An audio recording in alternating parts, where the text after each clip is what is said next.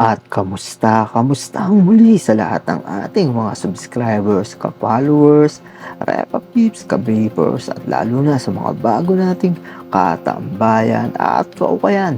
Dito lang yan sa ating YouTube channel, iVape. And our new video content sa ating simpleng tambayan, Samsung Galaxy A8 2018. Black screen cause of water damage. Paano ba gawin yung simple na mga ganitong klase ng problema? Yung hindi siya masyadong ganong nabasa or kaya yung nababad sa tubig talaga. Kaya ipapakita ko lang dito kung paano yung plakadong, pag-disassembly, at pag-troubleshoot ng problema ng water damage at black screen ng Samsung A8 2018 model.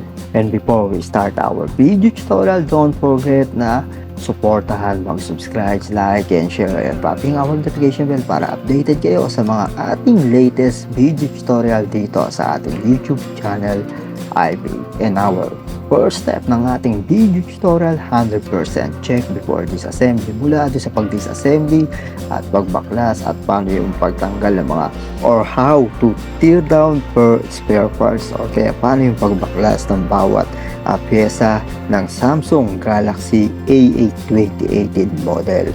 Kaya mahalaga po yung ating important reminder para sa lahat ng ating mga subscribers, repa-peeps, ka-vapers, at lalo na sa mga bago nating katambayan at kaukayan.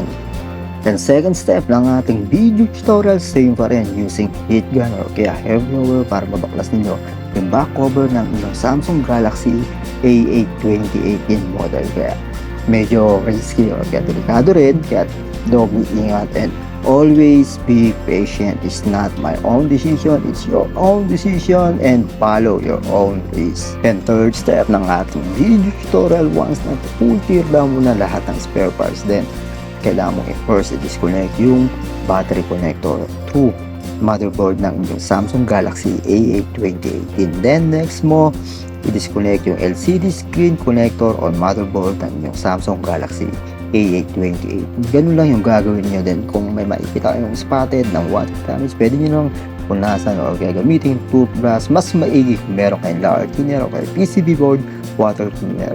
Mas maganda pong gamitin yan. And don't forget na mag-like and share. Siyempre mag-comment sa ating video tutorial. Once again, maraming salamat sa inyong lahat, sa lahat ng mga subscribers natin.